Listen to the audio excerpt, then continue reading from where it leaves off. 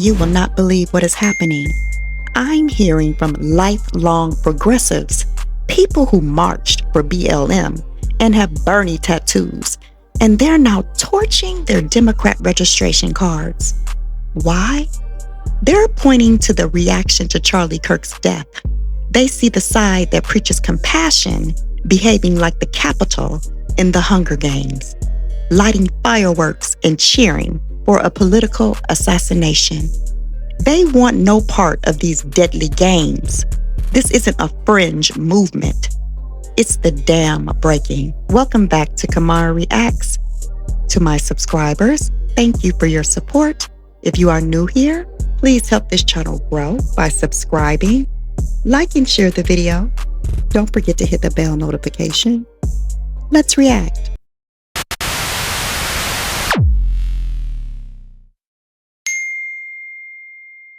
Punch.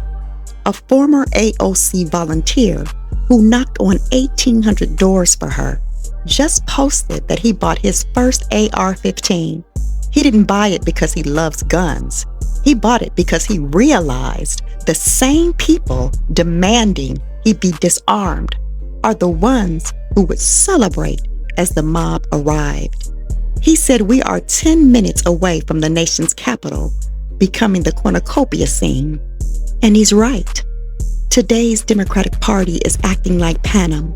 And online, you have mothers pulling their children from school because they refuse to raise tributes for a political game where murder is the punchline. Look, this is what happens when a party celebrates violence.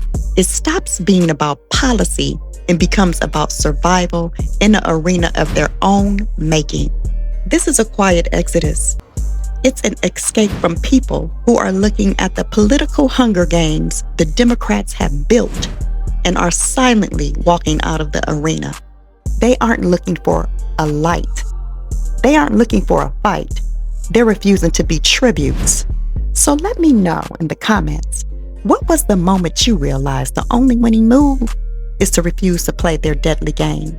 So I don't make political content on my page because of my own personal experience with speaking my mind on political topics. I went to a very liberal arts college, heavy on the liberal aspect. It was basically an echo chamber of liberal indoctrination, and I barely came out of there with a sane mind because any opinion that I had that wasn't 100% on board with liberals caused me to be socially ostracized, criticized with every name in the book: racist, homophobic, bigot, this, that, and the third, which couldn't be further from the truth.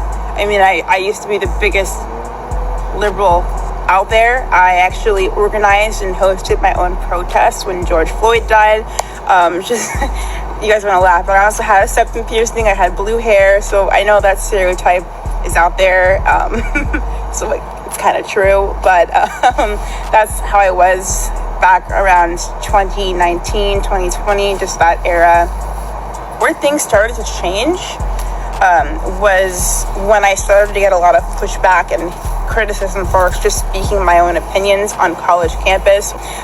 It really shook me deeply to my core and made me self-reflect, research a lot of topics, and I just started diving more into conservative opinions. So I started watching people like Amir Odom on YouTube, Amala Akanobi, Candace Owens, Ben Shapiro, Piers Morgan, Blair White. All of those prominent YouTube channels, started watching their videos, and I started realizing how much the left has brainwashed me in a way. Just my way of thinking was very much a victim mentality, and I wasn't happy when I was a Democrat. I was very upset, angered all the time, wasn't happy with myself. I wasn't at my healthiest back then either. So I think those are very interesting correlations. Now, it may not be the case for everyone, and it probably isn't, but for me personally, that was my experience as a Democrat. And I do think that part of the reason why that was is because the Democrat mindset is that you are a victim, subject to your circumstances as an Afro-Latina Black woman here in America. It's like, oh, you have no rights because you're Black and it's hard for you, you're probably poor and you can't do anything, you can't make your life better. Just, things like that just really when you internalize them, it becomes your reality, right? So that was like my reality back then. And I had to wake up and realize that that's not the case. Like, my mom is very successful. She has a very good, high-paying job. I was raised very comfortably, upper middle class. I was able to do whatever I wanted to do without an issue. And this was like when I was growing up. So the whole idea that just because I'm Black, I can't make the most of my situation is just completely false. Same applies to my family. There's hardly anybody in my family who's really struggling. If it's, that's not due to their own choices. Of course, I have some family members who are not doing as well as they could be, but they chose to do drugs. They chose to stay in really bad areas, which of course also impact how you view life. Everything has a cause and effect. And I started realizing that.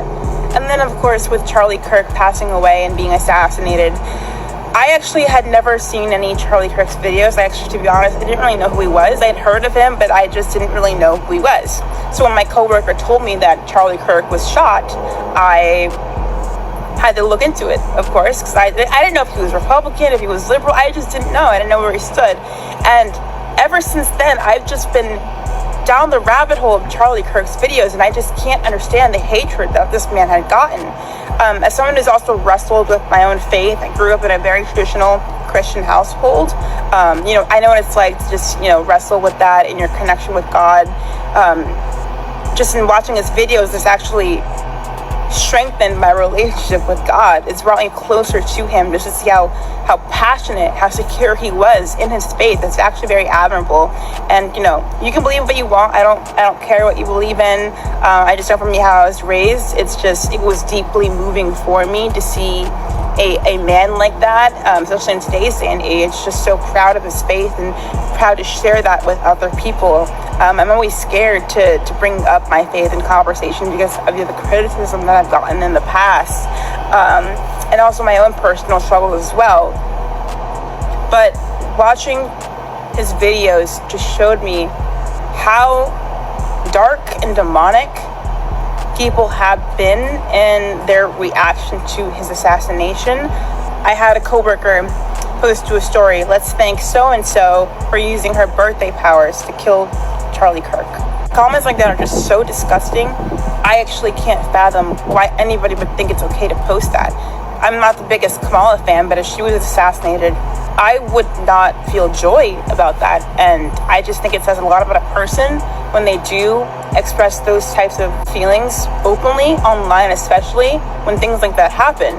Now, you can feel however you want about Charlie Kirk. I certainly don't agree with him on every single take he's had, but I would not wish for anybody to be assassinated for just speaking their opinion, especially how he did it so eloquently, respectfully. It didn't matter who you are, Black, white, brown, anything in between, mixed, from a different country as well, because many people from overseas also loved Charlie Kirk.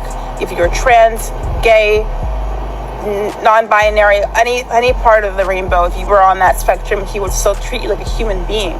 And that's what people should do. People should aspire to be like that, to treat others with respect, regardless of what their opinions are. The amount of people I had to unfollow that joked about the assassination and saying that it was deserved is fucking wild. I literally had to block my famous mutuals that posted about it. People that switched up on Dean Withers for him crying. Well, of course you're gonna cry when you see somebody that you knew die. That's so fucked up. And people are calling him a piece of shit. You're so fucked up for that. You have no sympathy. You have no heart. You are just a heartless piece of shit. You have no fucking heart at all. You cannot claim to be morally superior and, talk about all the other shit that you stand on and say you have sympathy for all this other shit until it comes to someone you don't like lose a life. You're fucking sick. You are a hypocrite. You cannot call somebody a fascist when you say that they deserve consequences for their actions for speaking. It's not right.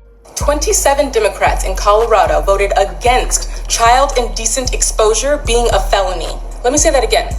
27 Democrats in office in Colorado voted against, not for, the protection of children for indecent exposure being a felony. The reason? To protect drag shows being read for story time. That's who Democrats are supporting. I don't want to hear any excuses for that. 27. 27. I do not care for a single person's explanation as to why a child, 4, 5, 6 years old, needs to see a drag show in a library or anywhere in school or anywhere in life that is not educational, that is not beneficial, and it is not protecting children. It's disgusting, and it's giving child pedo vibes. Shame on you, Democrats. Listen, you cannot bully, harass, or emotionally manipulate anybody into agreeing with you. That's not how that works. And this is the issue with the left. This is my personal issue with the left, and this is a lot of other people's issue with the left as well, and why they have decided to walk away. Now, I am somebody who actually truly and sincerely loves humanity. I might not like every individual person. I don't like most people, honestly, but I love all people, and I want what is best for all of humanity. Please like, share, and subscribe. Thank you for watching, and I'll see you on the next one.